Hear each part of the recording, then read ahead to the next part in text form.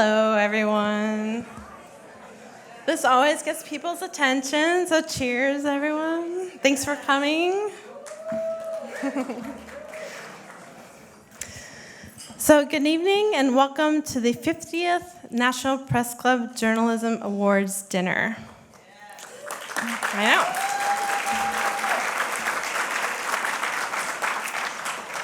I'm Eileen O'Reilly, the 116th president of the National Press Club and the managing editor of Standards and Training at Axios. What, no applause? Just kidding. Yeah, keep those hands, limber, so. All right, so this is absolutely one of my favorite nights at the National Press Club because we get to talk about some of the amazing, shining examples of truly great journalism that has literally changed lives and caused needed reforms. Each of the people we are honoring today are such an inspiration to all of us, and I'm thrilled to meet with them today and grateful for those who sponsor some of the specific awards as well as this dinner. But I would be remiss if I didn't also take this opportunity to point out some of the challenges journalists face while doing their important work. Journalists like Austin Tice and Evan Gershkovich, who right now are being held in jail simply for doing their job of journalism. We call on Syria and Russia to release them and on the United States government to step up its efforts to bring these brave journalists home today.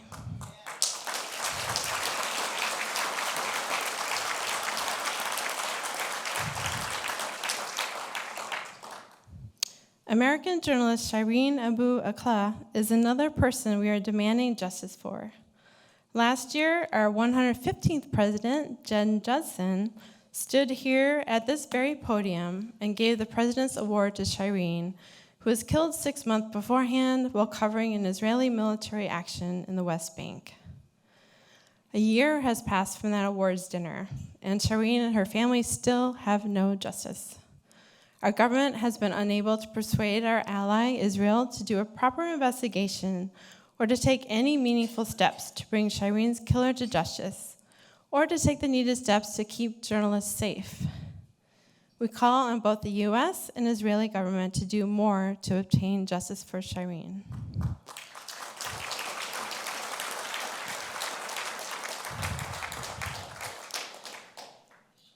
I want to point out that we don't give the President's Award out every year. There needs to be a special case that we really want to bring attention to. This year, I decided to use the President's Award to highlight the outstanding work of Las Vegas Review-Journal investigative reporter Jeff German and Washington Post reporter Lizzie Johnson, who picked up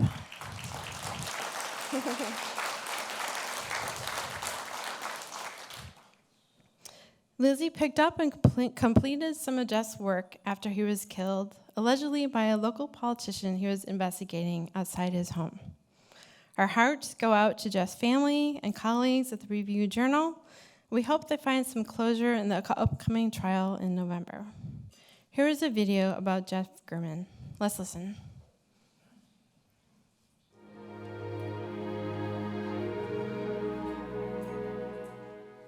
Las Vegas Review-Journal investigative reporter Jeff German spent more than 4 decades covering the biggest stories in Southern Nevada. He broke news about organized crime, political corruption, and high-profile murders. German was among the best sourced and most trusted journalists in the state. He was a fearless reporter. German was murdered last year because of his aggressive watchdog coverage of local government. His killing was a savage attack on the First Amendment, press freedoms, and the public's right to know. Police and prosecutors have compiled compelling physical evidence that German was killed by Robert Tellis, the elected Clark County public administrator who was the subject of one of German's investigations and who lost re-election as a result of the stories. Police said German's follow-up reporting and public record requests likely triggered Tellis to stalk, lie in wait, and brutally murder German outside of his home on the morning of September 2nd, 2022. Tellis is jailed without bail and as far as the Review Journal can determine, Gehrman's killing marks the first time in modern American history that a sitting elected official was charged with murdering a reporter over press coverage. Gehrman was 69 years old when he was killed. He told colleagues that he would never retire. "This is what I do," he said. Jeff Gehrman championed the First Amendment. The effect of his loss on his family, friends, colleagues, and community is immeasurable. May his legacy inspire all of us to courageously defend the press freedoms that are the foundation of our republic.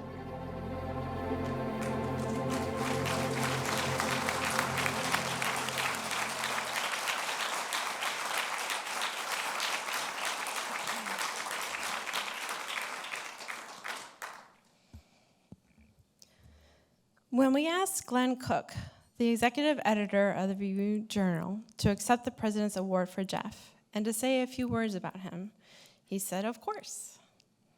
And then wanted to know one thing: when can I tell the newsroom? That says so much about Jeff, his work, and how he's respected and admired by his colleagues and by his editors. Please join me now in welcoming Glenn Cook of the Las Vegas Review Journal to the National Press Club.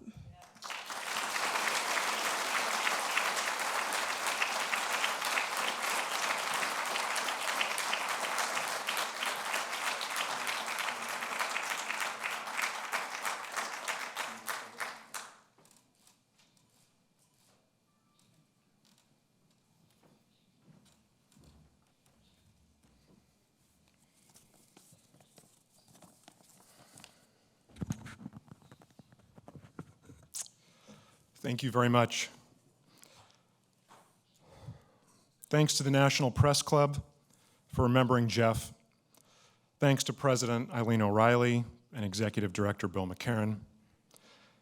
And deepest thanks to Lizzie Johnson, Craig Timberg, Linda Robinson, Executive Editor Sally Busby, former Senior Managing Editor Cameron Barr, and everyone else at the Washington Post who stepped up to honor Jeff Gehrman in the best and most meaningful way possible by finishing his work. Saturday will mark the one-year anniversary of Jeff's murder. The passage of time will never lessen the outrageousness and senselessness of this killing. It won't diminish the loss we feel every day at the Las Vegas Review Journal, and it can't weaken our solemn obligation to protect journalists everywhere from ignorant hostility, intimidation, and violence. Jeff was a lifer. There are a lot of us in this room. He had more than 40 years in the business, and he showed no signs of slowing down. He frequently told friends and colleagues that he would never retire, that he would report until his last breath, God willing. Jeff was a beloved sibling, a cherished friend, and an admired colleague. But make no mistake, he was foremost an old-school, shoe-leather, phone-line burning reporter. And he feared no one, not even the mob associate who sucker-punched him early in his career. The story that cost Jeff his life doesn't rank in his personal top 20 or even his top 40. He exposed a bottom-of-the-ballot elected official who was seeking re-election as a bad person, a bad husband, and a bad boss who was doing a lousy job. Jeff had made his career writing about far worse people who had done far worse things, from armed robbers to crooked politicians, con men to mobsters, killers to kidnappers. But he knew the Clark County Public Administrator's Office was in trouble and that voters needed to know about it ahead of the election. And voters paid attention to what Jeff wrote. They picked someone else for the job. Days after Jeff was stabbed to death outside his home in broad daylight, that elected official, Robert Tellis, was arrested and charged with Jeff's murder. As the Review Journal grieved, we continued Jeff's reporting on Tellis. We started to uncover a years-long toxic trail of behavior without personal or professional accountability. But we had lost the reporting firepower to immediately move forward with another of Jeff's important stories, one about a Ponzi scheme that preyed on people of faith. About a week after Jeff's murder, I received an email from Craig Timberg with the subject line, "Condolences from the Washington Post," and an idea. And the rest is history. Lizzie partnered with Review Journal photographer Rachel Aston on an exceptional investigation for an exceptional cause, making sure Jeff's work didn't die with him. Jeff had many years of work left in him, and his murder has robbed Las Vegas of untold stories of high importance, stories only Jeff could get through his vast network of sources.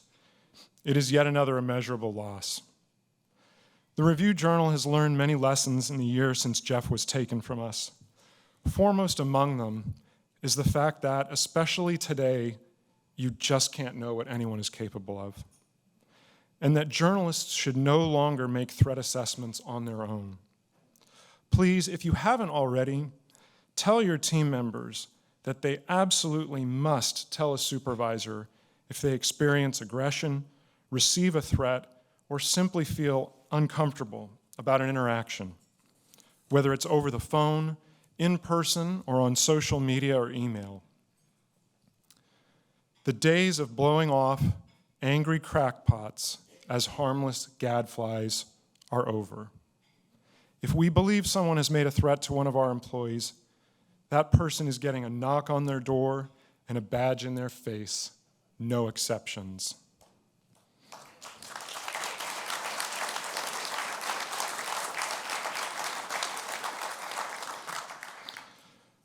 Like the frustrated judicial candidate with a misdemeanor conviction who last fall questioned a Review Journal reporter's fairness by saying, quote, "Look what just happened with Jeff German, okay? Right? Do you understand?" He got a knock on his door, a badge in his face, and a news story about what he said, and he lost the election.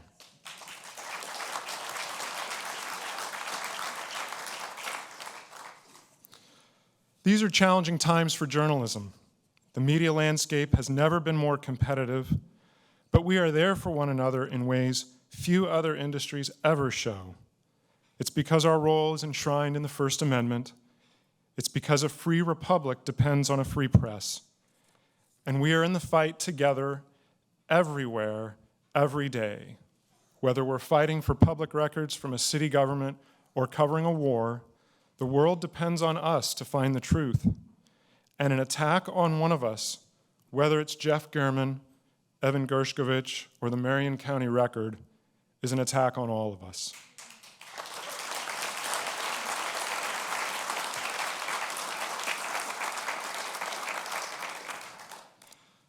The Washington Post was there for the Las Vegas Review Journal when we needed reporting support. And the Post and so many organizations represented in this room, nearly 50 in all, were there for the Review Journal to support our related defense of the Nevada Reporters' Shield Law. We are still fighting to prevent Las Vegas police and prosecutors from searching without restriction Jeff's cell phone and computers, which were seized from his home after his murder. At stake is whether the Shield Law can be applied after a journalist's death, or whether a journalist's murder can force the potential disclosure of confidential sources and sensitive, unpublished information to the state and the defendant accused of the crime. The case, the first of its kind in the United States, is now before the Nevada Supreme Court.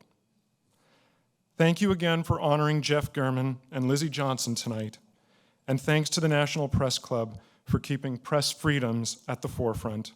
Tonight is a reminder that we must never, ever stop fighting. Thank you.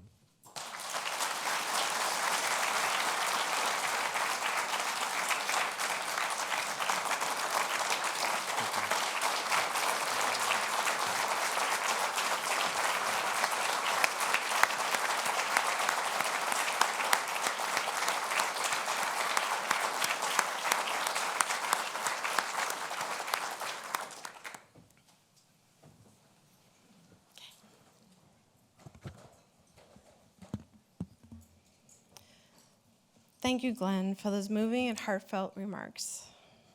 And the story may have ended there if it were not for the Washington Post, and especially the reporter Lizzie Johnson, who decided to see if there was any of Jeff's work that could be completed and published. Lizzie is in Alaska at the moment, but she sent us this video. Let's listen.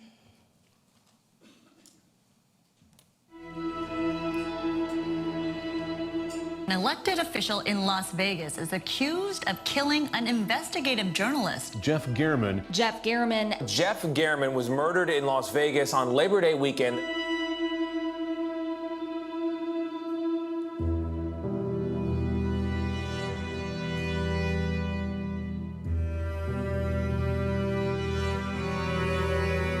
We turn now to a story from the world of journalism. It's an example of one newsroom helping another after a horrifying tragedy.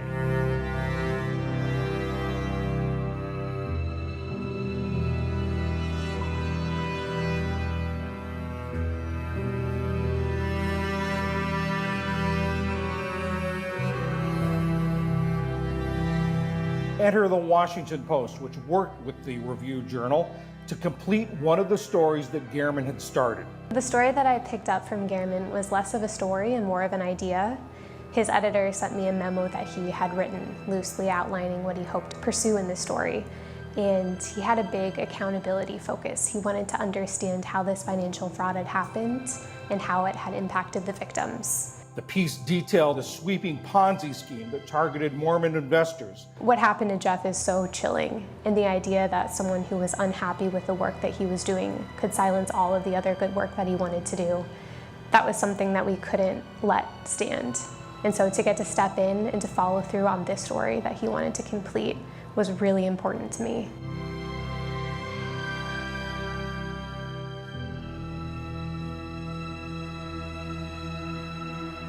And it was just really rewarding work, you know, to get to do something like this for another journalist. The way he died hit so close to home. I think so many of us tell stories, accountability stories, investigative stories that make sources unhappy. And to think that, you know, you might not see the end of a story or your colleagues might not see the end of a story is just really harrowing. So to get to step in and do this for him made me feel really proud. And also just the entire partnership between these two newspapers. It's the kind of thing that you don't hear about quite so frequently. I worked really closely with Rachel Aston, a photographer at the Review Journal. And so again, just to like have that partnership, these two very different newspapers working for a common goal across, you know, 3/4 of the country, I'm really proud that we made that happen and that so many people were invested in that mission. Just because you kill a journalist doesn't mean that you kill the story.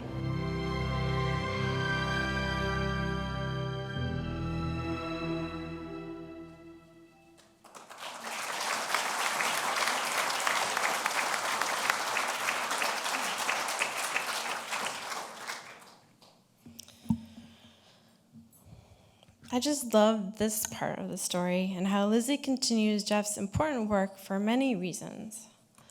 But one of them is that this sends a strong message that even the death of a journalist will not stop that person's journalism. Together, we are unstoppable. We are so happy to honor Lizzie with the President's Award as well. Accepting the award on behalf of Lizzie is the Washington Post's Head of Partnerships, Craig Timberg. Craig?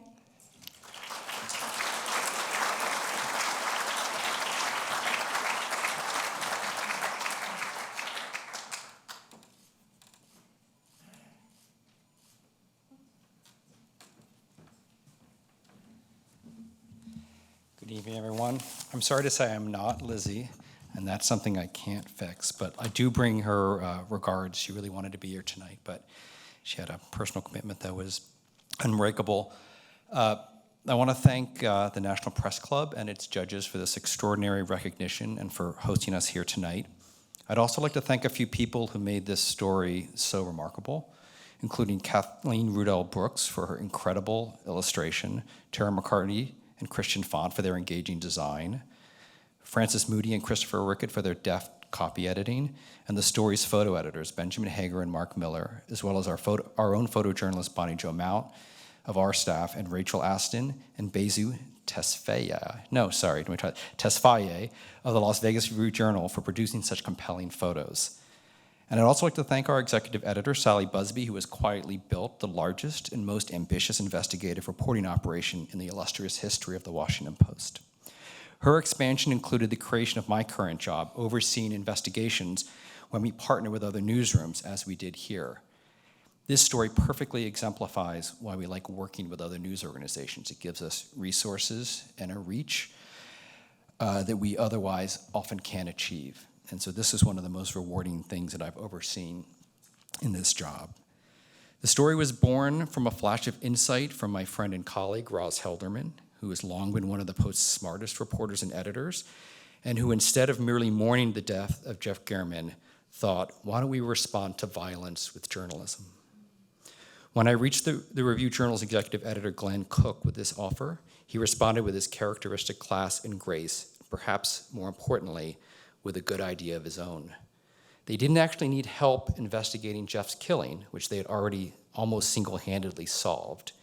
But there were stories on Jeff's plate that they couldn't do now, including the one you've heard about the Mormon Ponzi scheme that spread widely in that community and the greater Las Vegas area and beyond. Glenn didn't need to ask us twice. We were eager to help, but we also immediately knew that this was an important story on its own. I recruited our local enterprise editor, Linda Robinson, who may well be the best narrative editor working in the English language today. And she recruited one of her finest reporters, Lizzie Johnson, who brought to this story a meticulous investigative sensibility and wrote it with rare precision and grace and sensitivity.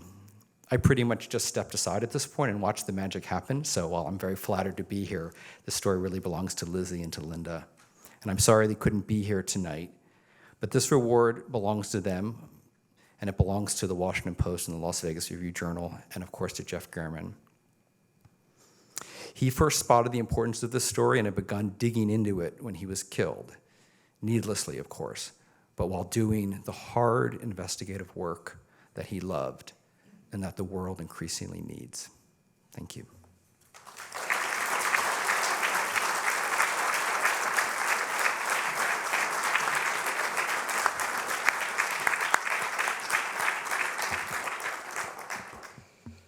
Thank you, Craig. We are now going to start our dinner service, and we'll return with our program in about 20 to 30 minutes. One quick housekeeping note, because I know journalists. If you are here to accept an award on behalf of somebody else, but didn't let us know beforehand, please let Kate know so we can make sure we don't miss you in the program. She's at our production table in the back here. There she is. But I'm really looking forward to the rest of the program. Meanwhile, enjoy your dinner. Thank you.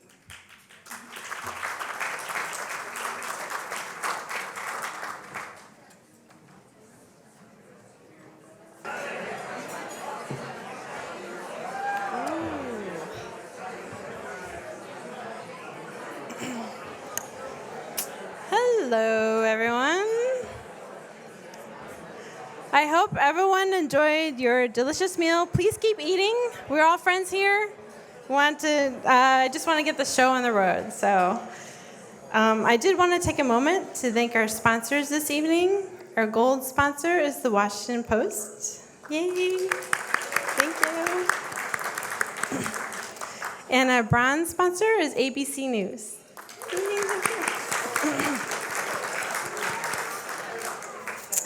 We appreciate their support and commitment to responsible journalism. I am grateful to see so many familiar faces in the room and appreciate everyone who was able to attend this evening. I realize this time of year can be very difficult with summer vacations and back-to-school commitments. I want to acknowledge that a couple of our winners could not be with us tonight, but I'm thrilled most are here, so let's get started. Our first category is the National Press Club's Arthur E. Rouse Award for Excellence in Examining the News Media. This award is sponsored by Mr. Rouse, a longtime journalist for U.S. News and World Report. We thank you, Mr. Rouse, for continuing to support this important prize honoring truly great journalists. The winner is Wesley Lowery from the Philadelphia Inquirer for his piece on Black City White Paper. And that, yes.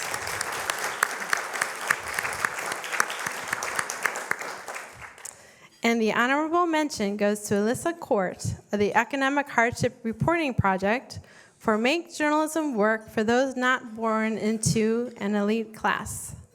Wesley and Elisa could not be here this evening, but their journalism continues to make a significant impact. The next category is newsletter journalism. The winners are Soumini Sengupta and Manuela Andreoni of the New York Times for Climate Forward. Hey.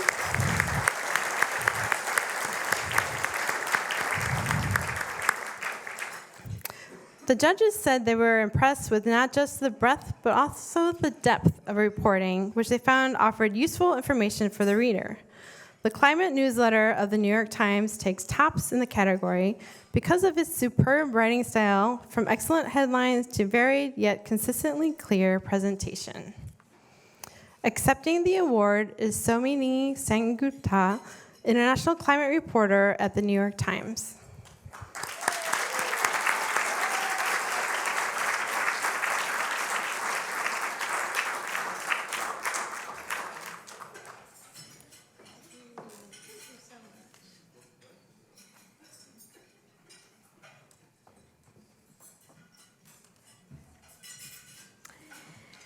Thank you so much for this honor. Look, I became a climate journalist after many years as an international correspondent, seeing the impacts of climate change on the lives of the most vulnerable people who are not responsible for the problem of climate change. And when I heard from our readers, well, what do I do now that I know? What do I do? The answer that I heard from the most vulnerable people around the world was everything. You do everything. Because if you don't eat. If you don't, your children don't eat. And so I tried with my colleague Manuela Andreoni and our team at Climate Forward to really bring you those stories and to make sense of a world that's been completely altered by the existential challenge of climate change, which is also the burning of fossil fuels. So I thank you for recognizing our efforts, and I thank you all for being here.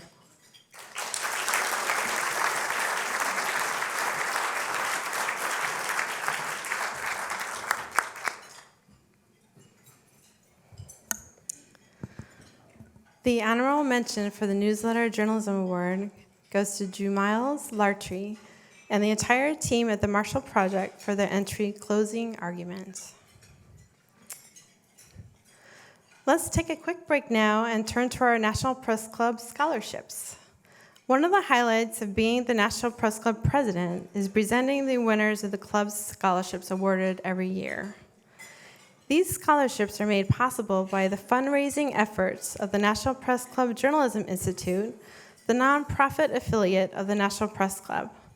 The Institute supports student and professional journalists through free and low-cost training, plus these scholarships, all in service of powering journalism in the public interest.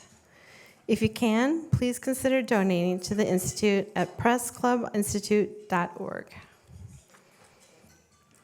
Earlier this summer, I had the honor and privilege of calling this year's scholarship winners and sharing the good news with each of them. So the first person I spoke to was Alexa D'Amato of Boxford, Massachusetts, who was recognized with the Richard G. Zimmerman Scholarship, which is a one-time scholarship of $5,000 for high school seniors. D'Amato impressed NPC judges with her drive, passion for journalism, and keen editorial eye. She joined her high school's broadcasting crew as a sophomore and was elevated later to director. She also served as editor-in-chief of the school newspaper. In 2022, D'Amato was accepted to PBS NewsHour Student Reporting Lab's Summer Academy.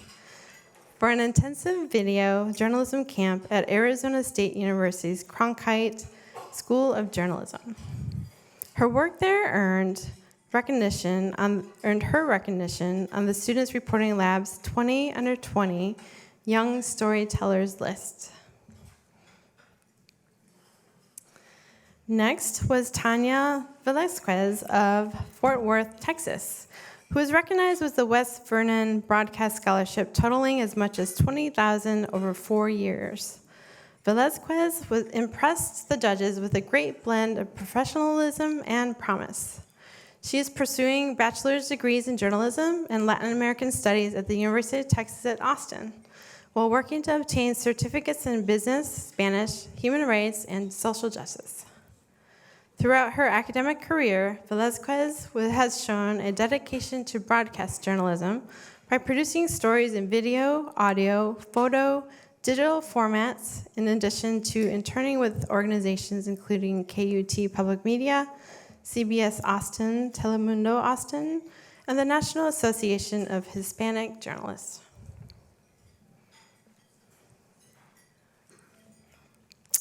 Next is Kamlavi Adesem of St. Louis, Missouri, who was recognized as the inaugural recipient of the Lewis Scholarship, which provides free housing and a monthly stipend to support journalists of color who are interning at news media outlets in Washington, D.C. Adesem interned with the Andrea Mitchell Reports on MSNBC. A student at the University of Missouri, he impressed the judges with his work at the Columbia Missourian, where he covers city government. Let's hear from Kamlavi.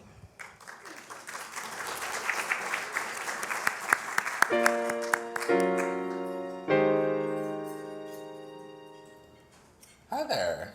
My name is Kamlavi Adesem, and I am a senior studying journalism at the University of Missouri.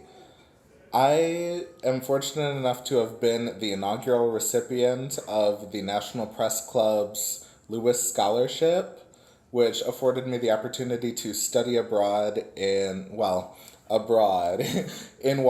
D.C., and intern with NBC News Washington. I'm really sad that I couldn't be there with you at the reception and dinner tonight, but I would just like to say thank you so much for the opportunity.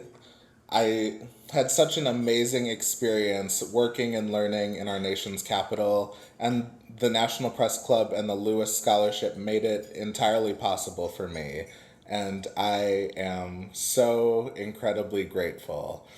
I come from a print, local reporting background, and so working at NBC was definitely an out-of-body, completely different learning experience for me. And I learned so much about how broadcast journalism works and how a major news media organization operates. And it's definitely something that I never thought I would be doing, but now that I've done it, I've learned that I love it so incredibly much. And so after I graduate in May, I'm really hoping to return to DC, and the plan is to continue working with NBC. I've been fortunate enough to, even though I'm in Missouri, keep an internship with them remotely during the school year. I got to work with Andrea Mitchell's team this past spring, and I'm working with her team once again, and it's a wonderful group of people and such a wonderful internship. And so I'm truly blessed to be able to stay on with them. And I hope to return to the Bureau once again once I graduate and hopefully get a full-time job there. Or perhaps maybe there will be something else that pops up. But I definitely hope to return to DC after graduation, and hopefully I'll be able to meet some of y'all in the field in person one day. But thank you so much again, and thank you for supporting the National Press Club.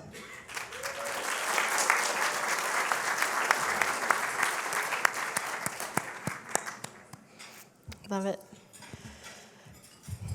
Heidi Perez Moreno of Miami, Florida, was recognized as the summer recipient of the Lewis Scholarship. Perez Moreno accepted a summer internship with the Washington Post Metro Desk. A 2023 graduate of the University of North Carolina at Chapel Hill, she impressed the judges with strong journalistic work as a student reporter and editor, reporting fellow at the Texas Tribune, intern at the Los Angeles en Español, and freelancer at the Raleigh News and Observer.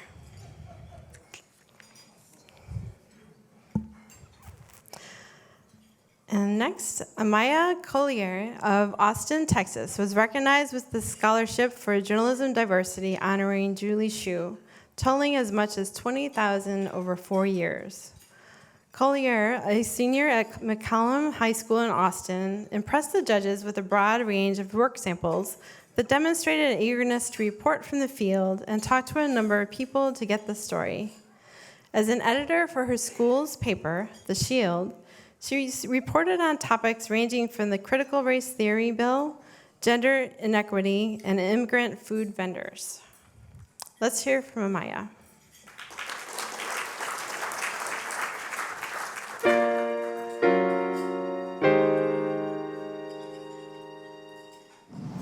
Hi to everyone from Texas. I'm sorry I couldn't make it tonight. I'm moving into my dorm this week. I'm incredibly honored to have received this scholarship. When I applied, I didn't think there was any way I'd be selected out of a pool of national applicants. It's an incredible opportunity and will help me significantly navigate college and pursue my aspirations. I was very lucky to have options for university, but in the end, I accepted a spot in the Moody College Honors Program, majoring in journalism at the University of Texas. In addition to the benefit of in-state tuition, they have an incredible program. I plan to write for the Daily Texan, UT's student-run newspaper, covering news stories revolving around social inequities and Texas politics. I believe in the importance of holistic coverage. As a young woman from Texas, I know the media plays a large role in polarization and adversity my community faces. It has motivated me to enter this field. I hope to take on internships and widen my experiences in other U.S. cities and abroad over the next 4 years. I want to become a journalist who does justice to the issues and the people's voices I aim to amplify. Again, I am so grateful to all of you at the National Press Club for your belief in me and support that will help me to reach my goals. I look forward to crossing paths and maybe working with some of you in the years ahead. Thank you.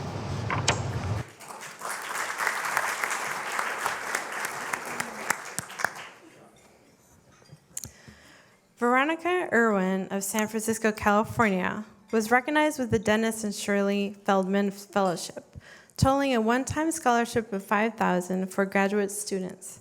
The judges were impressed by Irwin's writing skills and versatility. She has covered a wide range of topics, including the Elon Musk jet tracker, if everyone remembers that, Oakland's sideshow culture, San Francisco's homeless crisis, and open banking. Irwin, a graduate of the University of California at Berkeley, recently worked as a breaking news reporter at Protocol. She will join New York University's Business and Economic Reporting program this fall. Let's hear from Veronica.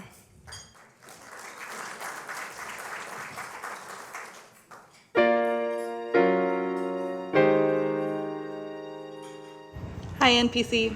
This is Veronica Irwin videoing you from Prospect Park in Brooklyn. I'm so sorry I can't be there today, but today is the first day of the orientation for my specific program at NYU. But I did want you to know that I am so grateful to be awarded the Shirley and Dennis Feldman Fellowship this year. I promise I will be coming to DC to visit soon.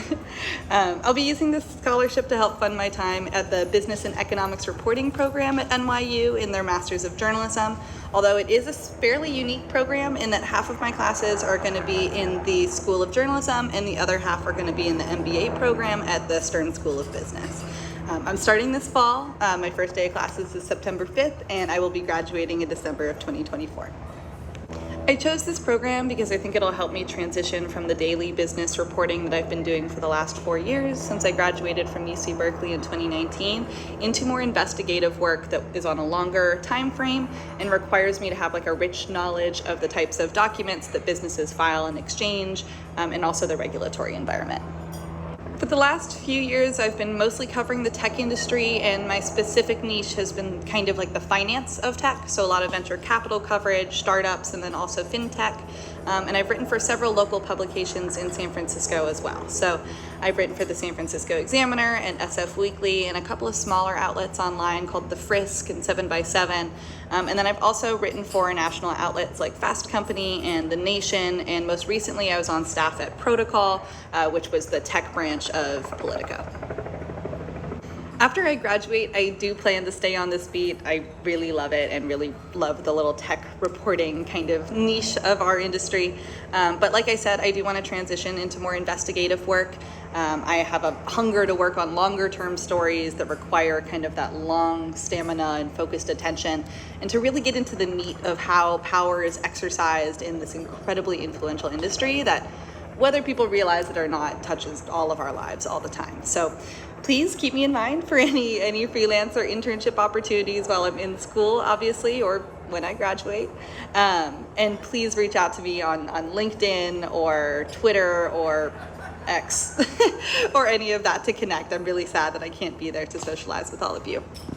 But most importantly, I just want to say thank you so much for the scholarship. It makes a big difference in me being able to pursue my dreams and pursue my career in my dream field that I love working in so much. So thanks.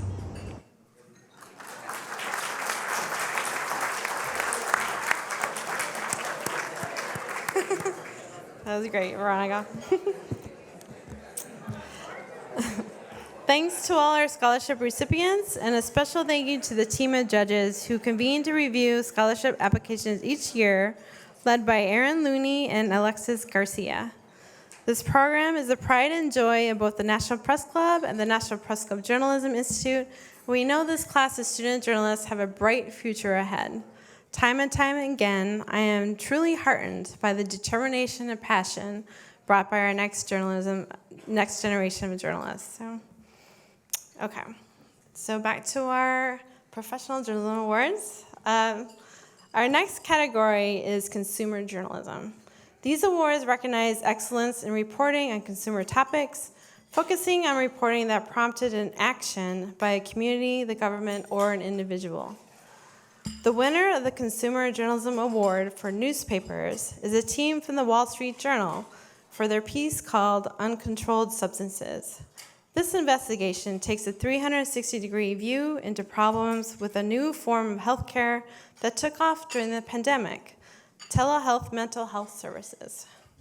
The journal found these services frequently overprescribed stimulants like Adderall to patients after they passed a dangerously lax screening process.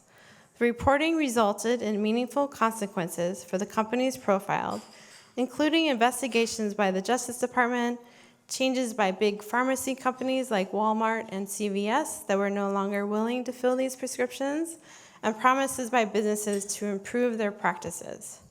Accepting the award are reporters Allison Sider and Jacob Passy of the Wall Street Journal.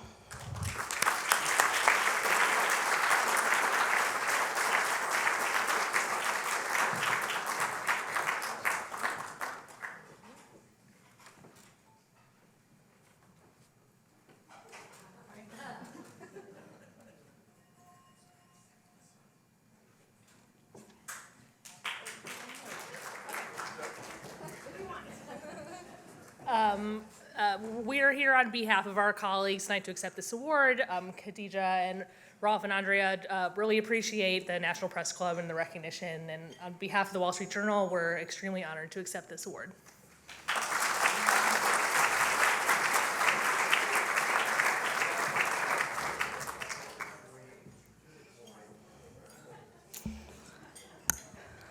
The honorable mention goes to Michael Hawthorne of the Chicago Tribune for his entry called Forever Chemical Threatens Consumers. Yes.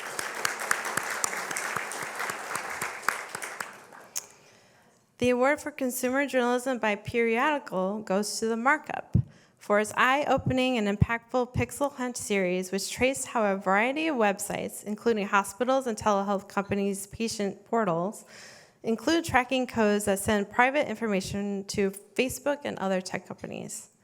Accepting the award is reporter Colin Lecker from The Markup.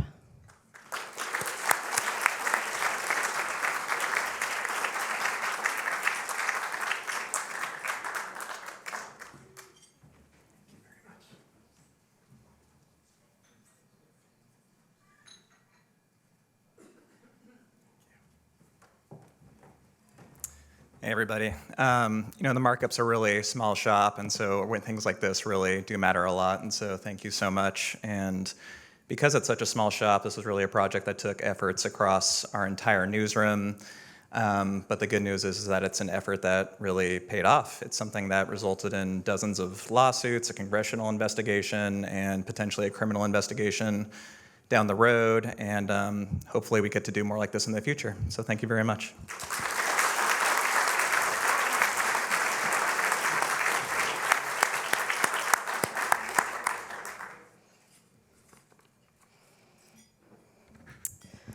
The winner of the Consumer Journalism Award for Broadcast is a team from WRC TV NBC Washington for Driveway Danger.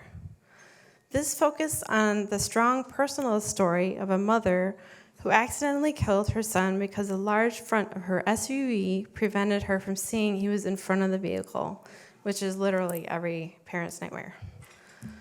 But the team also used an impactful demonstration to show how far the blind zone extends, leading to what are called front-over accidents, many involving children. After this story aired, the National Highway Traffic Safety Administration and Senator Richard Blumenthal took action to improve technology in such vehicles with cameras, sensors, and more. Accepting the award is Mike Goldrick, VP of News at WRC TV.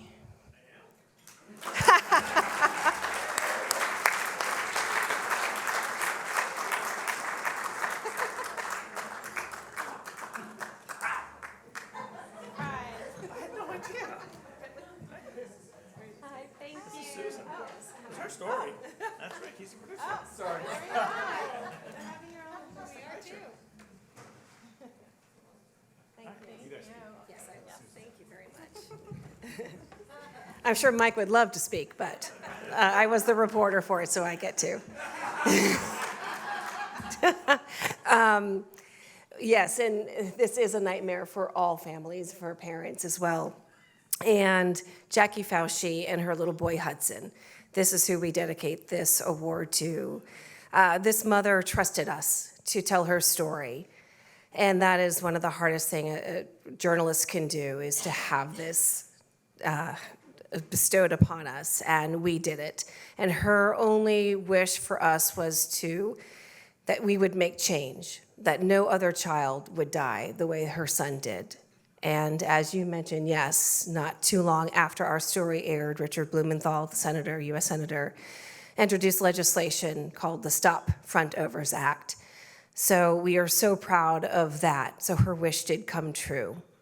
And we accept this for her and for her honor, and thanks the National Press Club as well for giving this to us too. It means so much to all of us. Thank you. And before I go, yes, I want to thank my dream team, because all of this has to do with all of us and all of our efforts. My investigative producer, Rick Yarborough, and our incredible photographer and editors, Lansing and Stephen Jones, who's here as well. Your beautiful pictures, your storytelling as well, made this story what it is today and made the change that it is now. Thank you.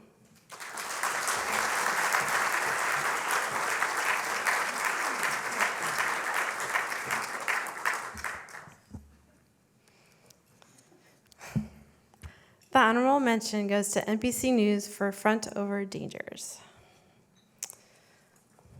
Next is the Nell Minow Award for Cultural Criticism.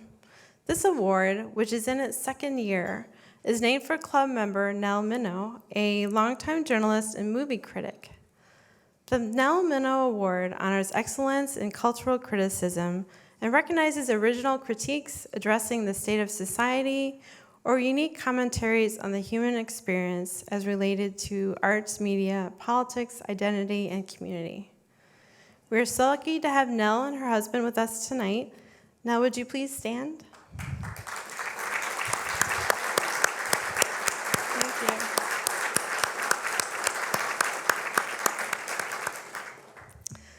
The winner of this award is Aki Ito of Insider for The Rise of Quiet Quitting. The judges said the series captures the human experience and provides insight into an ongoing conversation. It was a business story with a cultural spin, something we do not see often. The series shaped the national dialogue and defined how Americans have become so work-obsessed. Accepting the award is Aki Ito, senior correspondent at Insider.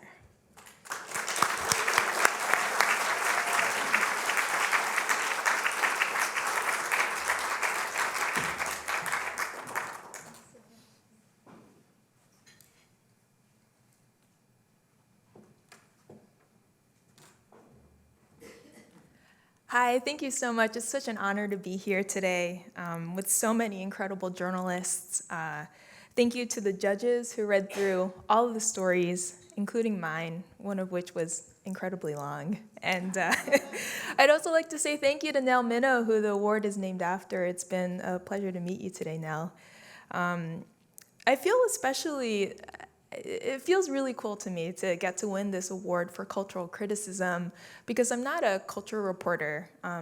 I have spent the majority of my career as an economics reporter. I usually write about macroeconomic indicators and central bank policy. But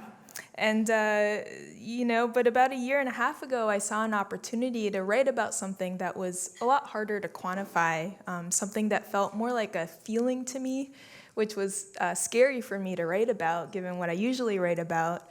And this was about people's changing attitudes towards work and what that meant for employers and I think also employees going forward.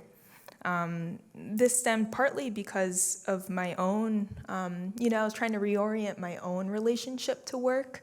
And I think I was trying to figure out a way to make sense of that myself. That led me to write a series of stories about the end of hustle culture and what later came to be known as quiet quitting, although I did not name it that in my story. I learned through the experience that there's a lot of value in writing about something, even if you can't really see it yet in the government statistics, even if there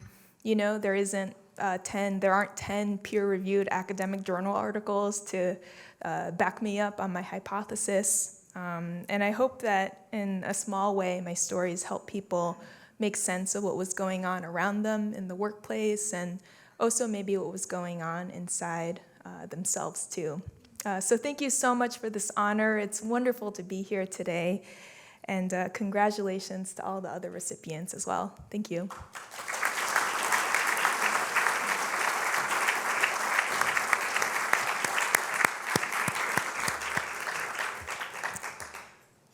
I love that. Stepping outside your comfort zone is great.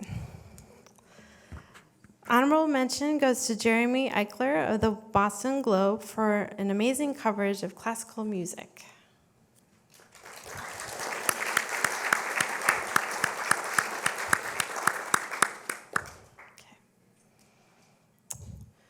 On to our Washington Regional Reporting Award.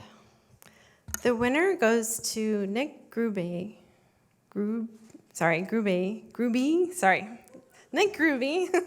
of the Honolulu Civil Beat. Nick's reporting led to derailing a gubernatorial bid, sparking a congressional ethics organization, and the polling of a federal nomination. Judges said his writing is engaging and exemplifies showing, not telling, even with his vivid storytelling. As his editor pointed out in her nomination, Nick's reporting is vital to residents and holds an elected officials accountable. Nick had planned to be with us this evening, but as I'm sure you can imagine, he needed to be in Hawaii to cover the devastating wildfires. And the honorable mention goes to Orion Donovan Smith of the Spokesman Review for his Washington coverage as well.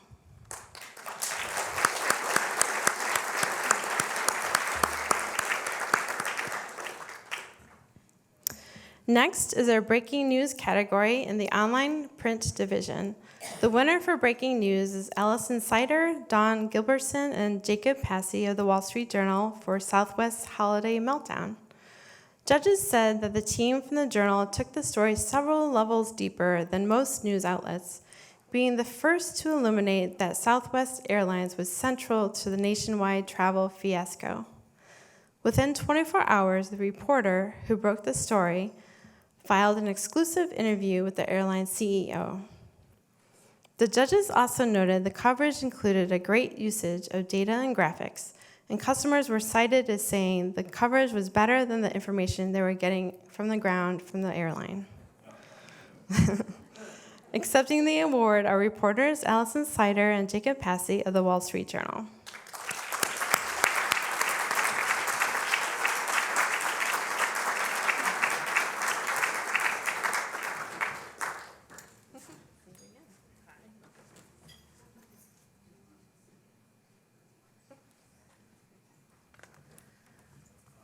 Thank you again. This one on behalf of ourselves. We're very honored to accept this award. We cover airlines and travel. There's a lot of breaking news, so it means a lot to be honored in this category. I'd like to thank our editors for bearing with us on a super busy holiday weekend, our colleague Don Gilbertson, who couldn't be here, my parents for making me Jewish, so I was available on Christmas. Me too. Yeah, the same there. And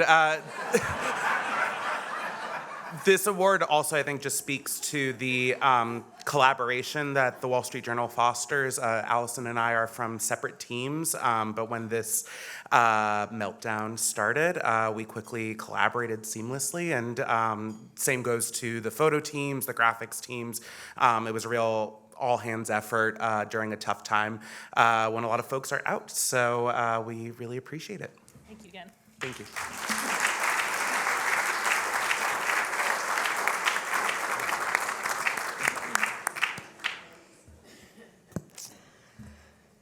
Our winner for breaking news in the broadcast division is Devin Dwyer, Sarah Herndon, and Paul Strugowski of ABC News for their piece, Dobbs Decision Impact. The judges noted that the team explained complicated facts and context quickly and clearly. Devin was engaging in a Q&A with the anchors, giving viewers a good feel for what was transpiring on the ground. Accepting the award is senior Washington reporter Devin Dwyer of ABC News.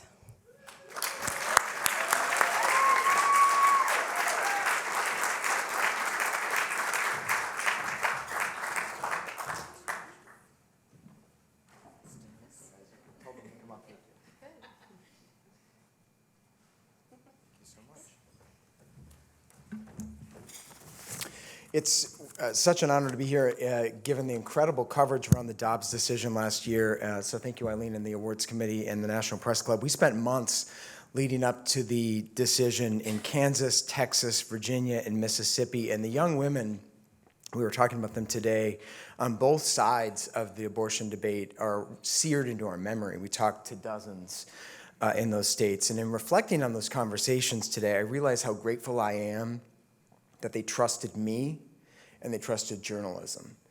And I think there are so many reasons why a woman in an abortion clinic, the only abortion clinic in Mississippi, would not, maybe should not, talk to a TV reporter, or why pro-life activists in the streets of Richmond should not or would not talk to a reporter, but they did. And I think that's such a beautiful thing, and something that, you know, is fleeting in this time of such low trust in what we do. And so tonight, as we accept this award, we sort of feel like, you know, everybody should reflect on that, and we feel like that's something not to take for granted. And I also wanted to share that I can't help but think that putting a spotlight on the stories of these women, and the story continues to unfold, as all of us know, that lifting up their voices in a small way is helping to bring a bit of humanity to such a polarizing debate. So we are so appreciative of the recognition, and we want to thank Kim Godwin at ABC News, Jonathan Greenberger, Justin Dial, and Senny Tianabeso, our executive producers who have invested in our coverage. And we could not have done this without our beloved team leader, Heidi Jensen, who is absolutely our incredible and deserves to be on the stage for backing all of this. And for anybody who in this room who's in broadcast, and I know there are some of you, I see my friends at NewsHour, in a breaking news situation, it takes a village to get on TV. From the sound techs to the photographers to the editors. Paul is our superstar editor. We're just so grateful, and I'm so proud of our team that is here tonight. because this is an award that reflects all of their work. So thank you very much.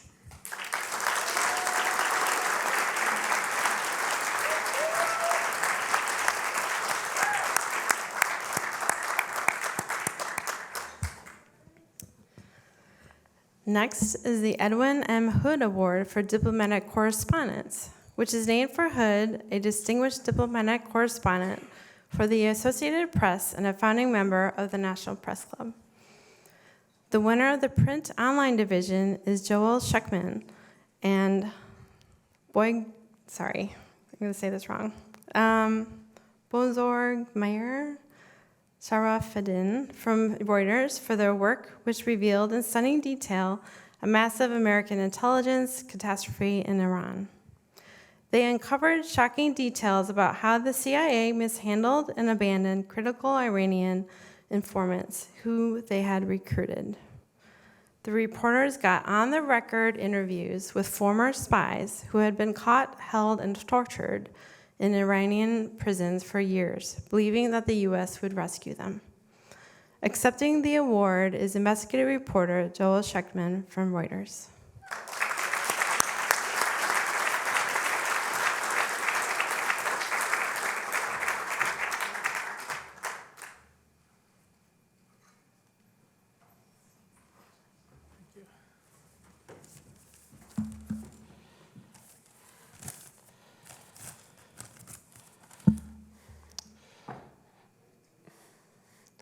This was a very hard project.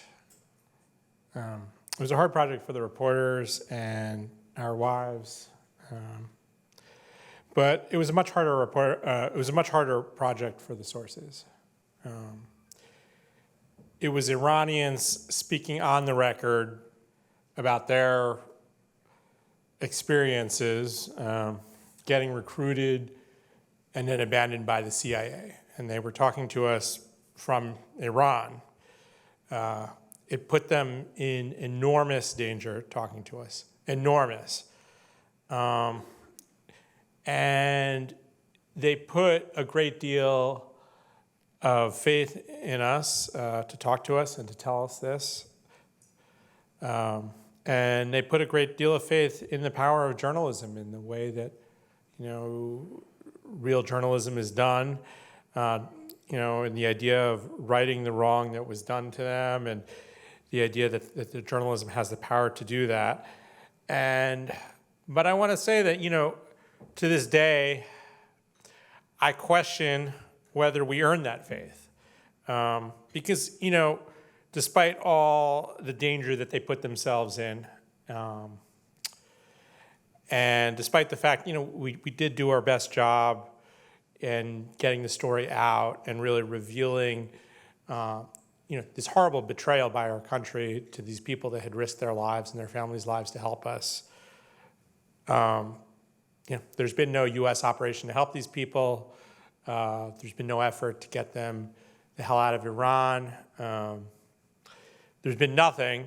The CIA still does its shit the same exact way. They still chew people up and spit them out as much as they can. And so, the wrongs weren't righted. And so, you wonder, was it worth it, right?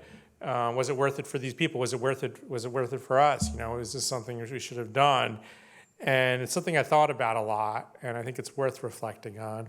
And I don't have the answer to that question, but, we spoke to these guys for like a year and a half, and throughout that time that we were talking, we often discussed the risks and the idea that, after the story comes out, you might get killed, right? Like, for real.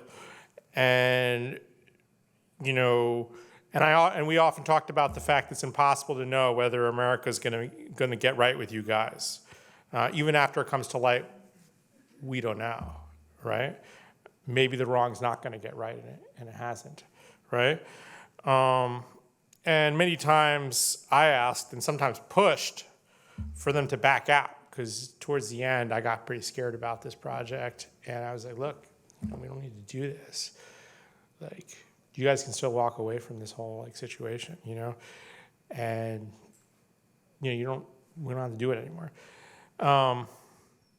But ultimately, it's interesting, like ultimately they really believed that having the chance to voice and to discuss this horrible thing that this country did to them after they had given their entire,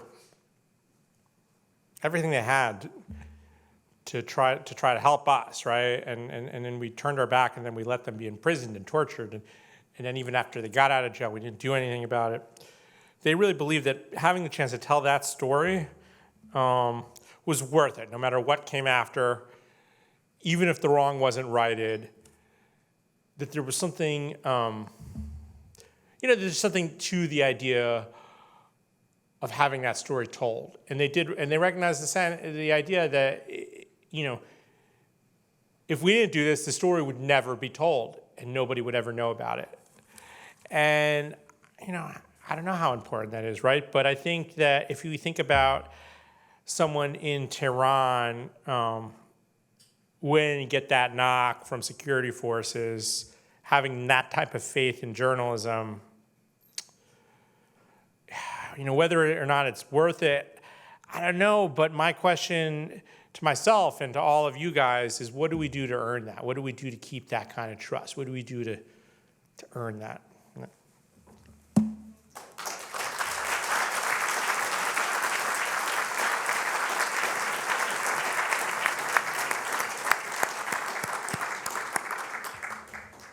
Thanks, Joel. I think that is definitely a worthy discussion we should all have.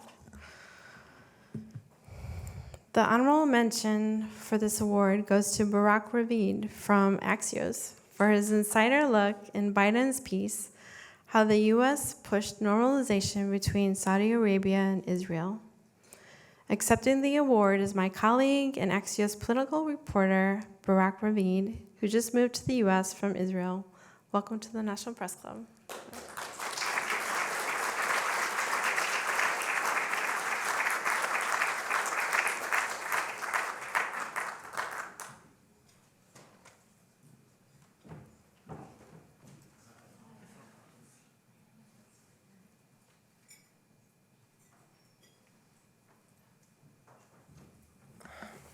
Thank you so much. This is really a moving moment, and I just wanted to say that this is not only about me. This is a story about the importance of editors. And many times, us reporters, you know how we are. We have very little egos, all of us. But this is really, at least from my experience, this was about editors, and I want to thank my editors.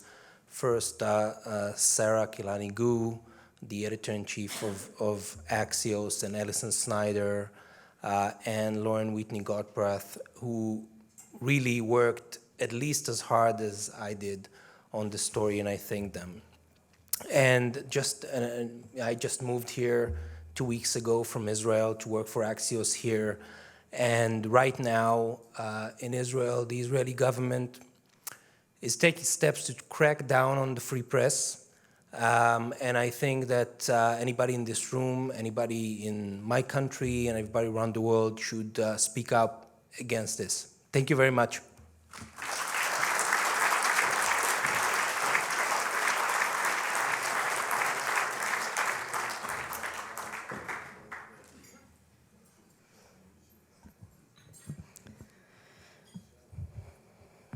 The winner of the Hood Award in the Broadcast Division is a team from PBS NewsHour for the reporting on the war in Ukraine. Their piece revealed horrors committed by Russian troops, such as inflicting torture, showing in detail why some U.S. leaders are accusing Russia of war crimes. They included extraordinary stories from ordinary civilians caught in the war, including one moving segment about a father unable to tell his brain-injured toddler that his mother was dead. Accepting the award for PBS NewsHour is Foreign Affairs and Defense correspondent Nick Schifrin and senior executive producer Sarah Just.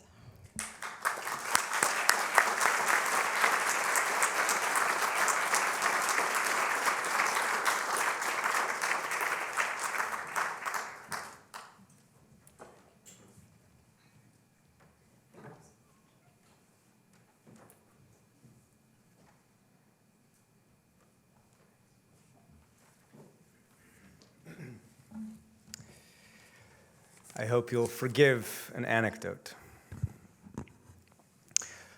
Late last year, we found ourselves in a town outside of Kharkiv that had been liberated by Ukrainian soldiers.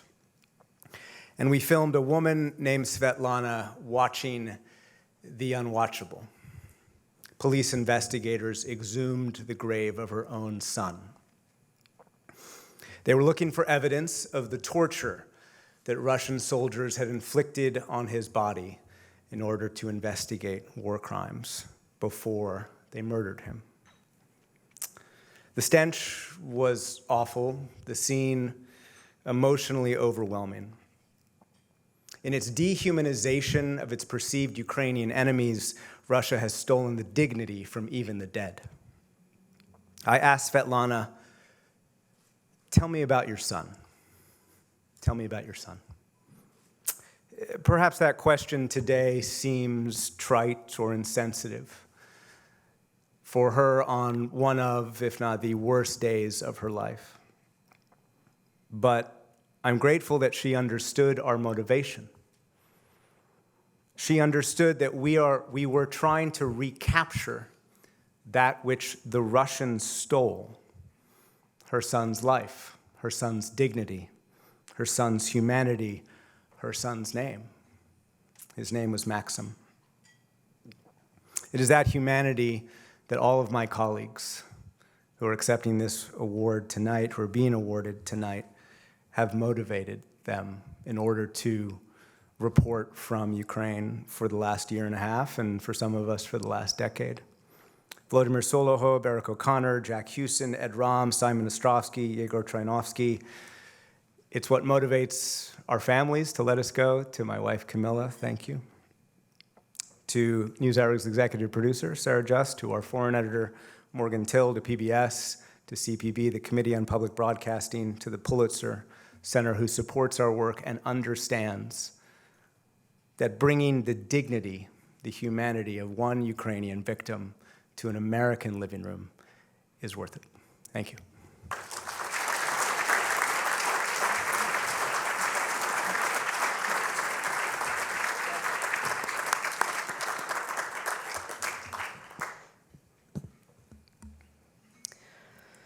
Next is the Joan M. Friedenberg Online Journalism Award, which recognizes innovative use of online technology to tell a story. The award honors the memory of Joan M. Friedenberg, founder of the Online News Hour and late wife of the former club president, Jonathan Salant, who says hello.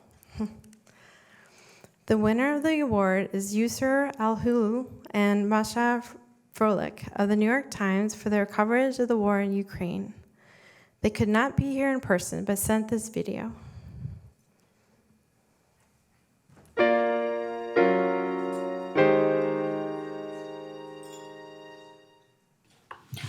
Yusur and I have been covering the war in Ukraine since the full-scale invasion. When the first air raids began and rockets were fired across different cities of Ukraine, we were in Kiev.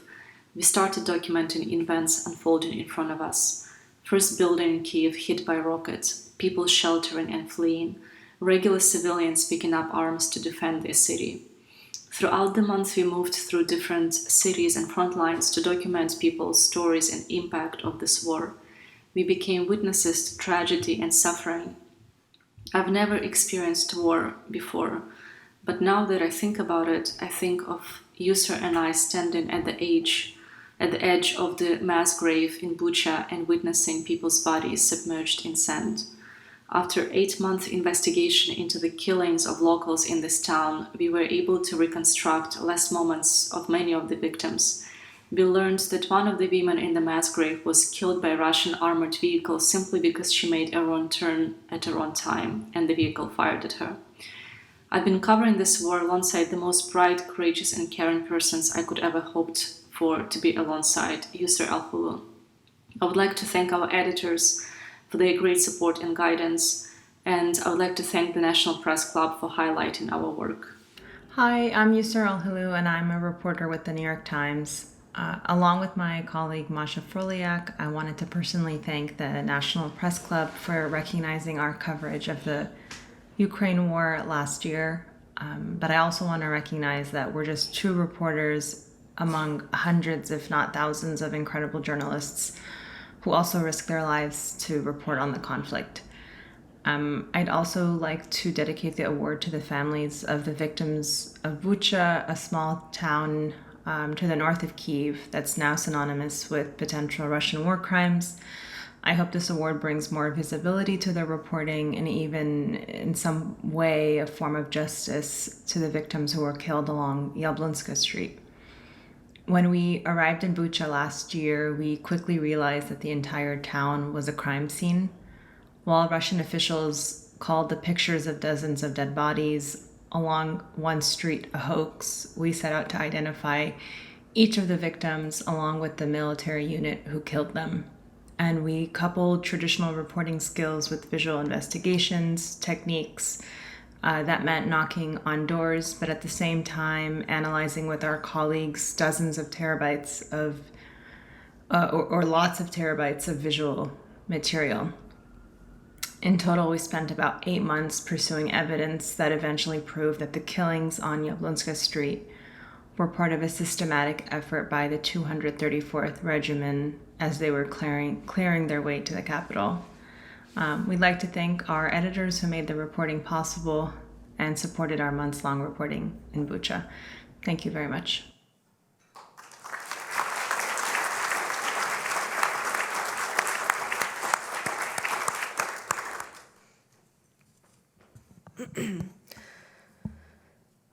Honorable mention goes to Sophia Jones, Nizara Ahmedzvika, and Mileway Pontovich of Rolling Stone for the DJ and the war crimes story.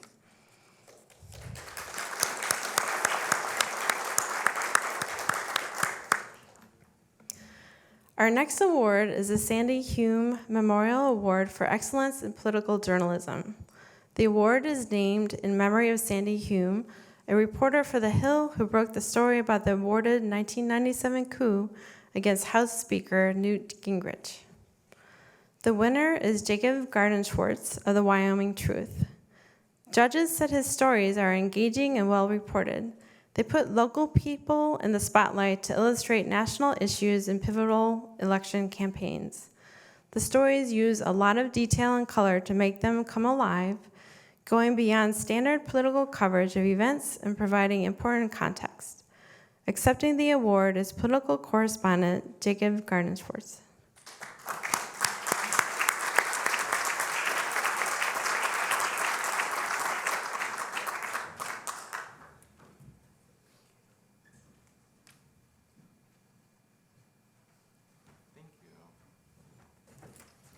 Thank you so much to the Press Club for this incredible honor, to my editor, Cynthia Hansen, and my incredible team at the Wyoming Truth, who are back in Wyoming. I'm so grateful to my friends and family, some of whom are with me here today, for supporting me.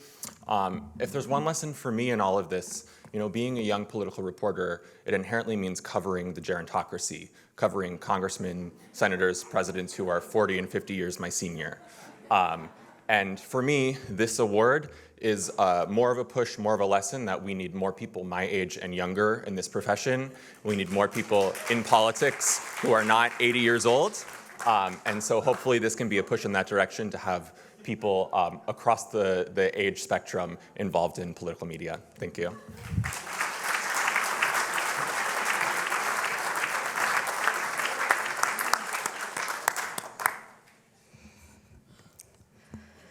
The next award is the Joseph D. Ryle Award for Excellence in Writing on the Problems of Geriatrics.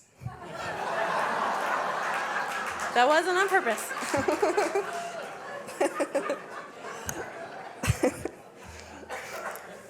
The winner is Ava Kaufman of ProPublica and The New Yorker for the Hospice Hustle Endgame.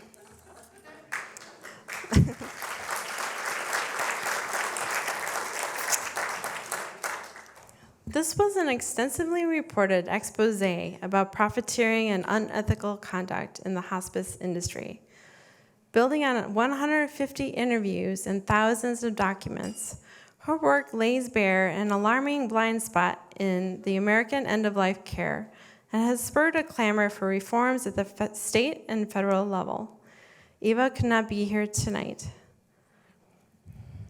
The honorable mention goes to Kitty Isley of Texas Public Radio for 24/7, a podcast about caregiving. Accepting the award is Kitty Isley.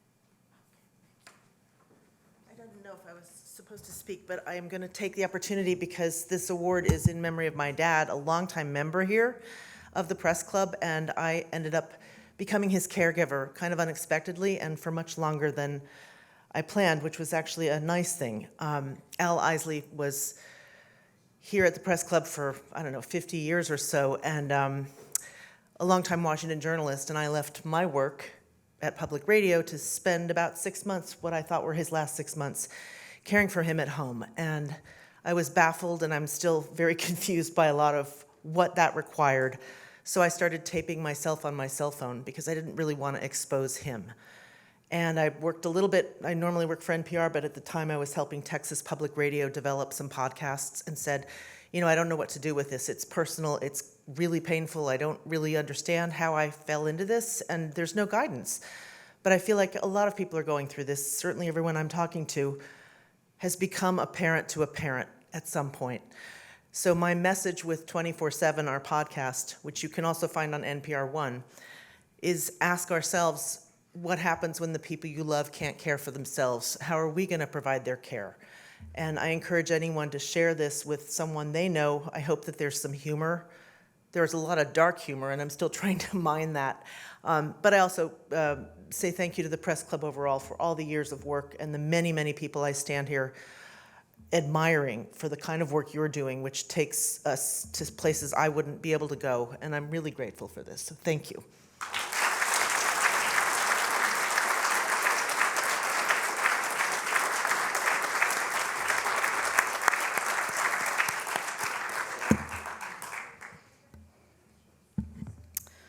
Our next award is the Ann Cottrell Free Award for Animal Reporting, which is named for Ann Cottrell, a longtime Press Club member who wrote extensively about animals and their welfare. We are grateful to be joined tonight by Ann's daughter, Alyssa Free. Can you stand up, Alyssa? Thank you.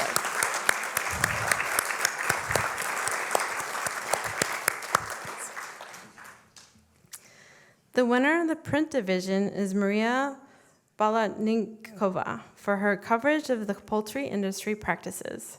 She took an in-depth look at a painful culling method called ventilation shutdown used on tens of millions of factory-farmed turkeys and chickens in the wake of the avian flu outbreaks. Accepting the award is Maria Balatnikova, now editor at Vox.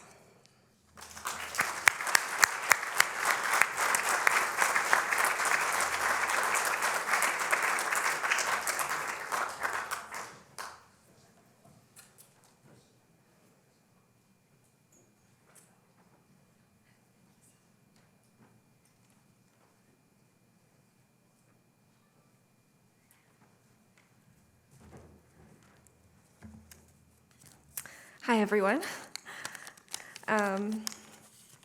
Thank you so much to the Press Club and the judges for reading my stories, and to Eileen O'Reilly and the family of Ann Cottrell Free for helping create this award.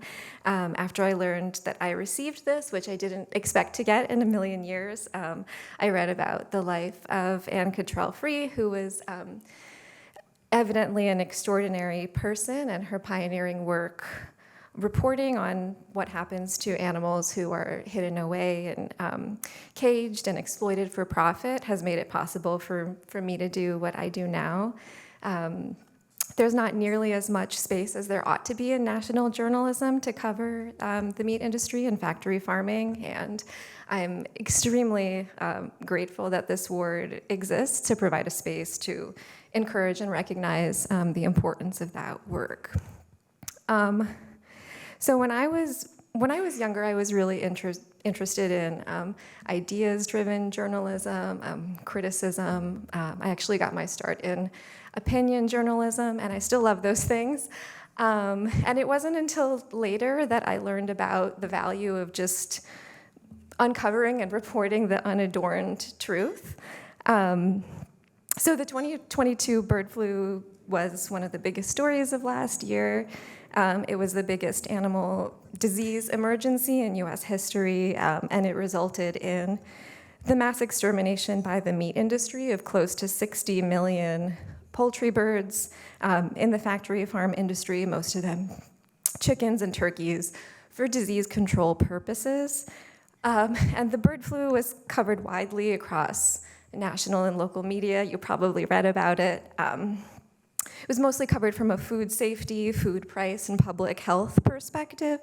And I wanted to cover it from the perspective of what is actually happening to the tens of millions of factory farmed animals who live and die unseen and unheard in conditions that are terrible enough in normal times. So the subject of my stories that are being recognized today is, it's almost untoward to talk about in polite company, and especially as people are digesting their dinners. But it was about the rise of a method which is called ventilation shutdown that is now being widely used by the meat industry to mass kill animals by essentially cooking them to death with extreme heat. It's inducing heat stroke. It's similar to, the idea of a dog dying in a hot car. And so I did a lot of reporting and writing about what the method looks like, feels like, how it became the industry standard, and how the veterinary profession has played a key role in normalizing and abetting it. It's very rare that Congress takes an interest in the treatment of animals on factory farms, but the ventilation shutdown story really blew up so much last year that it became a focus of two pieces of legislation introduced by Pramila Jayapal and Cory Booker, and I'm really honored to have been part of shaping that conversation. So I want to give a huge thanks to my former editor at The Intercept, Maya Hibbett, who is a genius and is now doing incredible work at New York Focus, to Andrea Jones, a former video producer at The Intercept, who made an incredible video to go along with the lead story in this series that illustrated what that ventilation shutdown is like much better than anything I could have written did. To my former editor at The Guardian, Tom Levitt, who ran a really unique and pioneering section at The Guardian focused on factory farmed animals. And to my husband, who couldn't come to DC today because he's defending his PhD prospectus, but he unofficially edits so much of my work, and I wouldn't have the courage to do any of this without him. Thank you.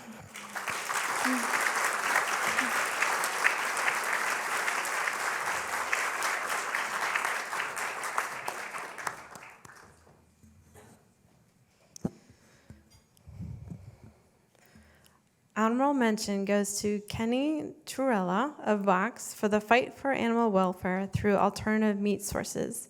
Accepting the award is Kenny Turella.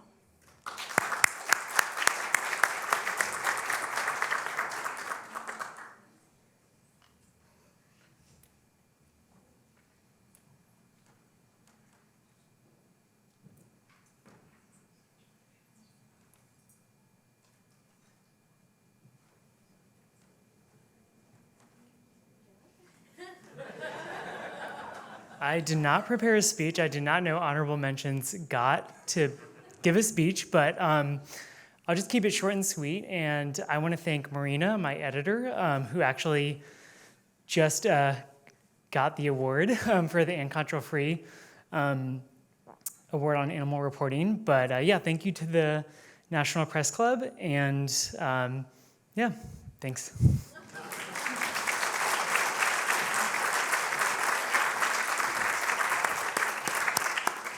Short but sweet. Okay. The winner in the broadcast division is a team of journalists from NBC News, the Pulitzer Center, for reporting on monkey poachers being enriched by the race for a COVID vaccine. For close to a year, using the Freedom of Information Act, SEC filings, and court documents, the reporting team uncovered detailed and thorough connections of illegal monkey trade to U.S. research facilities. Accepting the award is Steve Sapienza from the Pulitzer Center.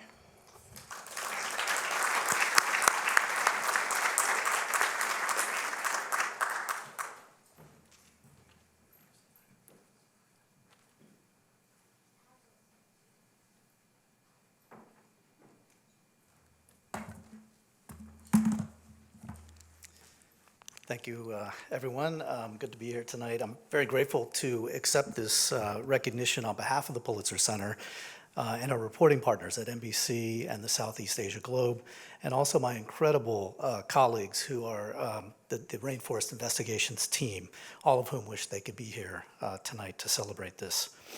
As a member of the Pulitzer Center's editorial team, this award fills us with great pride because it represents the triumph of an innovative style of journalism. The story emerged from a collaboration between journalists from different countries working in media outlets of varying sizes. NBC and the Southeast Asia Globe agreed to work together on this project. And they did this as part of the Pulitzer Center's Rainforest Investigations Network. The story is critical because it shows how our most acute health problems, nominally the COVID pandemic, and the lawlessness depleting our environment are intimately connected. NBC's Andy Lehren and Anna Schechter, as well as Southeast Asia's Globe's Anthony Delgado, prove with this award and recognition the power of sharing data, the power of sharing sources and investigative strategies. It's all something at the Pulitzer Center that we call radical sharing. We are sure that faced with the complexity of the environmental and climate crisis that we are experiencing today and will experience in the coming years, that this is the only option for journalism, is to collaborate. And we thank the Press Club and everyone for this award. Thank you.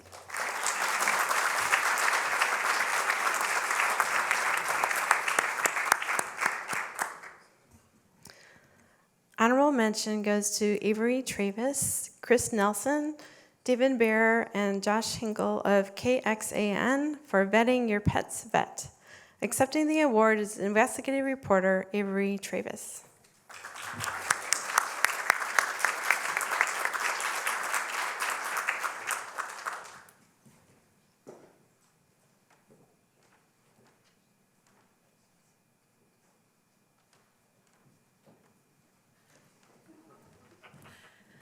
I also did not prepare anything, but Kenny paved the way for me, so I will keep it short and sweet as well. Thank you all so much. To be in your presence is just incredible, coming here from Texas and being around so many of you across the country who do amazing work. I think it's been said tonight, but I'll say it again. I think especially as an animal reporter or whatever our beat may be, our job is to give a voice to the voiceless. That is so true in animal reporting, but I think even more so with our story in Texas is giving a voice to the whistleblowers, the people who bring us the stories, the people who are dogged and do not let it go. I have to give a shout out to those people. You know who you are back in Austin, but thank you for caring so much about Texas animals. Thanks for giving me an opportunity to talk to you all.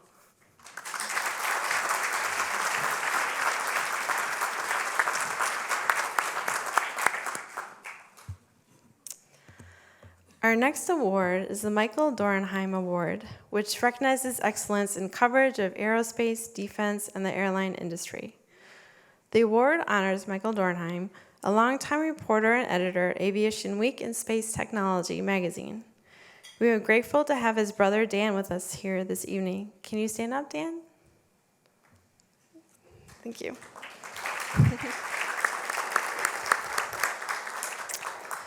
The winner is Craig Whitlock and Nate Jones of the Washington Post for their story, Foreign Servants, Retired U.S. Generals, Admirals Take Top Jobs with Saudi Crown Prince.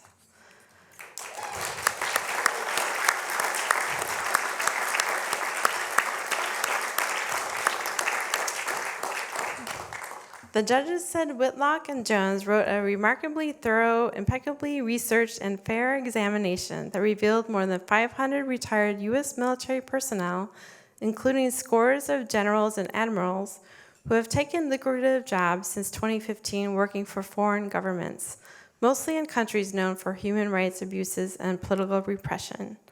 Accepting the award is investigative reporter Craig Whitlock.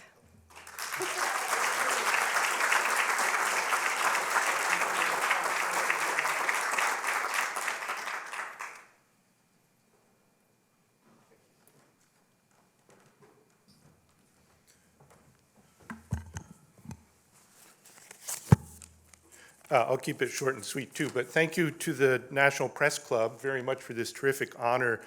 Nate Jones, my colleague, couldn't be here tonight. He's out west of the Rockies, but it took he and I 2 years to pull this project together, not because we're inherently slow reporters, but because it took us that long to pry loose 4,000 pages of public records from the Defense Department and the State Department. Now, I'm a little bit of a FOIA geek, but Nate, who is our FOIA director at the Washington Post, he's a FOIA Jedi master. You could call him the Yoda of FOIA.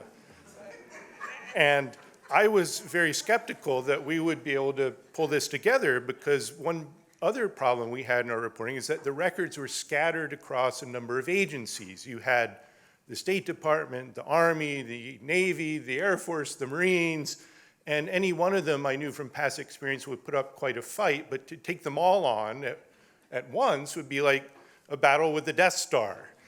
And so I was worried that this might not work, but Nate, brilliant as he is, said, well, let's just sue them all at once. And I didn't know you could do such a thing, but Nate said, no, it's sort of like a class action FOIA lawsuit. And so I said, well, okay, it sounds good to me. And Nate persuaded the lawyers at the Post and our editors that this would work. And I said, Nate, this better work, because otherwise we're going to be on the hook here. But it did, and we finally got those documents, and we were able to make them all in the public domain. We posted all of them. We showed our work, and that's what we all do as journalists. So this was one where we rolled the dice, and it panned out in the end. Nate and I are very fortunate to have had an extremely talented crew of editors and designers at the Post who helped bring this project to life. I'd like to single out a couple of them who are here tonight. My editor on the investigations desk, Dave Fallis, and the executive editor at the Post, Sally Busby, who both encouraged and supported us every step of the way and made this sort of work possible. So thank you all.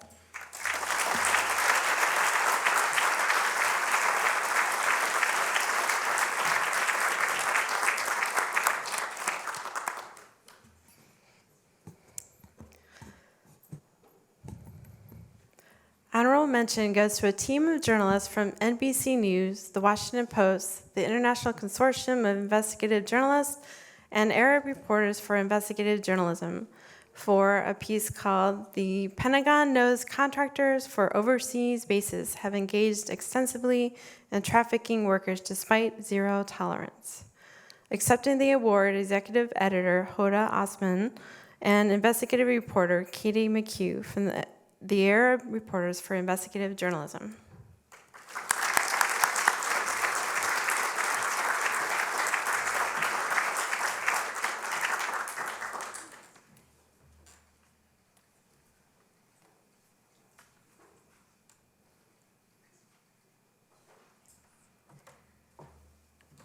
I also don't have a speech prepared, but thank you so much for this honor from the National Press Club, and it's such an honor to be in the presence of so many incredible journalists. As mentioned, this was a collaboration between 4 news organizations, and sometimes it was very complex. It took a lot of communication across different time zones. And I really want to thank our editors for championing this project, which are Alan Cypress from the Washington Post, Andy Laren from NBC News, and Mike Hudson from the ICIJ. Thank you so much.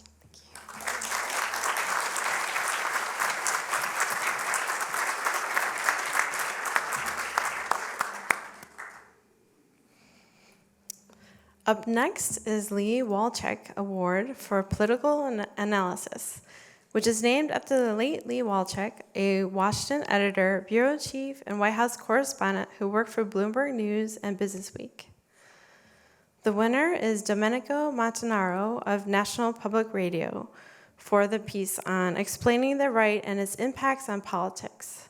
The stories took a bold look at Trump's influence, President Biden's pushback in the midterms, and Trump's challenging bid for re-election. Accepting the award is senior political editor and correspondent Domenico Montanaro.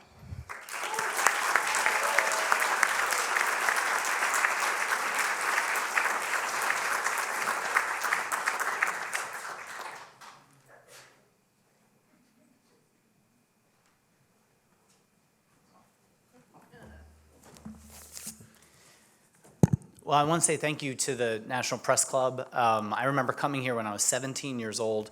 This was like the first room that we got to sit in as part of the National Youth Leaders Conference, and we were in one of the luncheons, and I could never imagine actually being on the stage. I think I was just curious about what we were actually going to eat for lunch. You know, what's funny about politics is you're not supposed to talk about it, right? In polite company, religion, politics, intrusive questions, uncomfortable things that people don't want to talk about, right? I mean, that may very well be why our approval ratings are so low, or our favorability ratings are so low in the media, because that's what we do, right? We ask the hard questions, we tell the uncomfortable truths, and it's really important that we do that, especially in an age of mis and disinformation, algorithms and bots that are in the way of being able to win over the trust of the very people who need to hear the difficult truths sometimes. You know, the fact is, it's harder and harder sometimes to do those jobs. You have campaign operatives who will call us, yell at us. I remember one time, and it doesn't matter the party, I remember when President Biden announced his run in Philadelphia in 2020. I wrote a story and I got a call from someone who said he didn't mention Bernie Sanders. He said he was burning, and it was like, what are you even talking about? He said that must be some guy Bernie back there because there was somebody blowing a whistle. And I said, no, like, go back to it. Like, he says Bernie. Like, you have to stick to that, right? And there's a whole thing on the other side where it's just more and more difficult, obviously. But look at where we are in the world, the autocracies that pop up, the number of people who are imprisoned across the world, journalists, 363 journalists of our colleagues who are sitting in prison cells in countries all across the world. And when you look at the top 10 countries, they're all authoritarian leaders, right? Because those journalists are threats. They're threats to power. And so are we. But that's why we do this job. We didn't do it to be liked. We did it because we're proxies for people. And we have to stand up for the truths that we know are independent, verifiable truths. And that's our job. We have to stick to that. And I'm so proud to be able to accept this award. And I do also want to say, listen to your editors, because if it weren't for my editors, I don't think I'd be standing up here. I'd probably said something really stupid that would have gotten me in trouble. So let your editors, read your tweets. Or X's, is that what they're now called? And I do want to recognize my editors, Krishna Dev Kalamer, who's the Washington desk editor for NPR, Dana Farrington, who's deputy Washington editor, and Megan Pratt, who's political editor. I owe a lot to all three of them, and I'm very grateful for them coming. And I'm grateful for the National Press Club for this award, and thank you very much.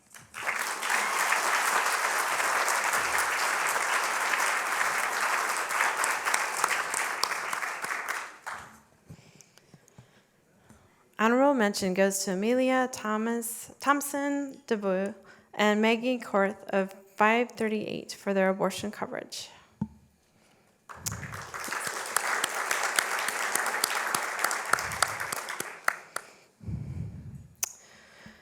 The Angel Gingra Humor Award is named for the longtime Press Club member who specialized in writing humor for magazines and newspapers.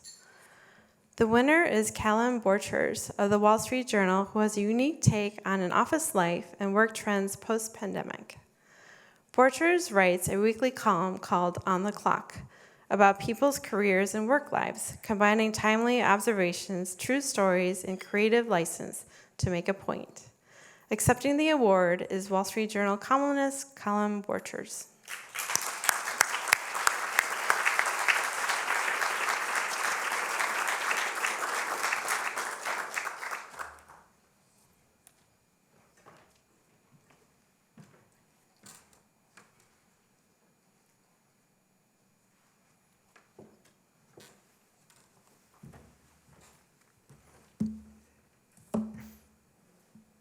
Thank you, Eileen. All right, be honest. How many of you thought there must be some kind of mistake when she said that the Humor Award goes to the Wall Street Journal, right? We may not be known as the funny pages, but that's part of why I love my job so much. I'm really proud to have colleagues who are doing the serious, important journalism that we all need all over the world, including Evan Gershkovich, who has been detained in Russia for 22 weeks, as we all know. Evan, we stand with you and we pray for your safe return very soon.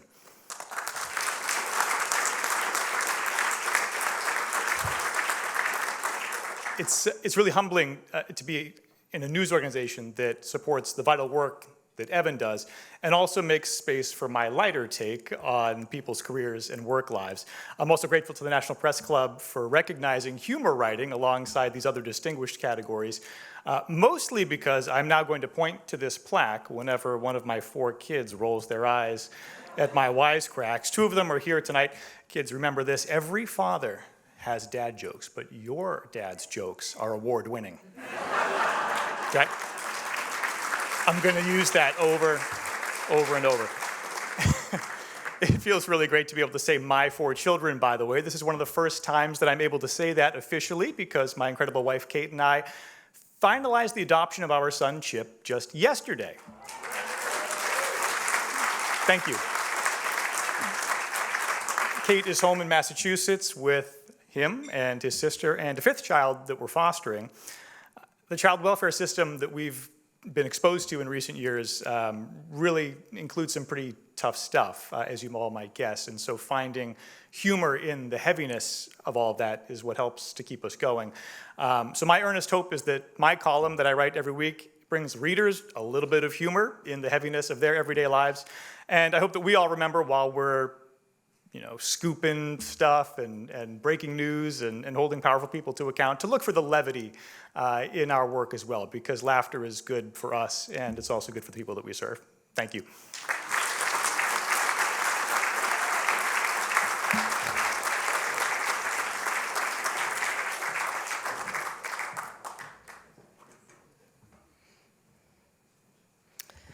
Last, but definitely not least, our final award this evening is the News Photography Award. The winner is Emmanuel Satoli of the Wall Street Journal. His powerful images were taken immediately following the triggering of a mine by a team of 8 Ukrainian soldiers. Satoli, carefully treading behind the team, heard the explosion, which propelled hundreds of pieces of metal hitting several soldiers.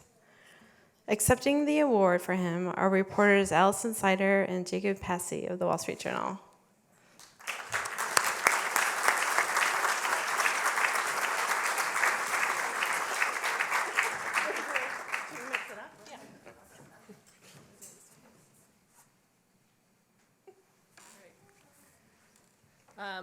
This time, very grateful to be accepting this award on behalf of a colleague who prepared. Emmanuel, sorry he's not able to attend this evening, but wanted to pass on his heartfelt thanks and gratitude. It is a great honor to win this award, and on his behalf and his editors at the Journal would like to share the following. Emmanuel's courage and talent made it possible for him to capture one of the most riveting and unvarnished moments in the Journal's coverage of the war. For his truly impactful body of work, created in situations of peril and astounding devastation, and for the realities he has borne witness to in service of our readers since the invasion last February, the Wall Street Journal is proud to accept this award on behalf of Emmanuel Satoli.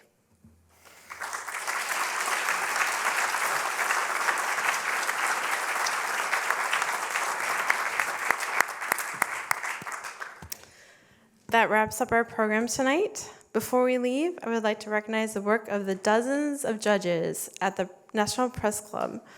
led by our awards team co-chairs, Angela Greiling Keene, who is also a past president of the National Press Club, and Alicia Mundi. Ladies, please stand.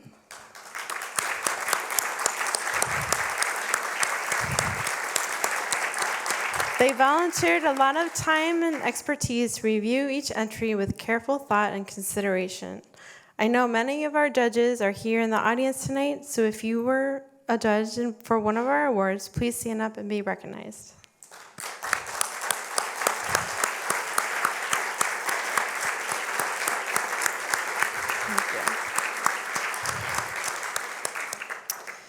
Our thanks also go to the Scholarship Committee led by Alexis Garcia and Aaron Looney, and all who worked with them to judge scholarship applications. And of course, our wonderful Press Club staff, chefs, servers, and everyone that worked together to pull together this evening. In particular, thanks to our Executive Director, Didier Saji, our Membership Director, Kate Helster, and our Members, Events and Program Coordinator, Cecily Scott Martin. Thank you all for coming and showing your continued support of great journalism and for the National Press Club. Good night.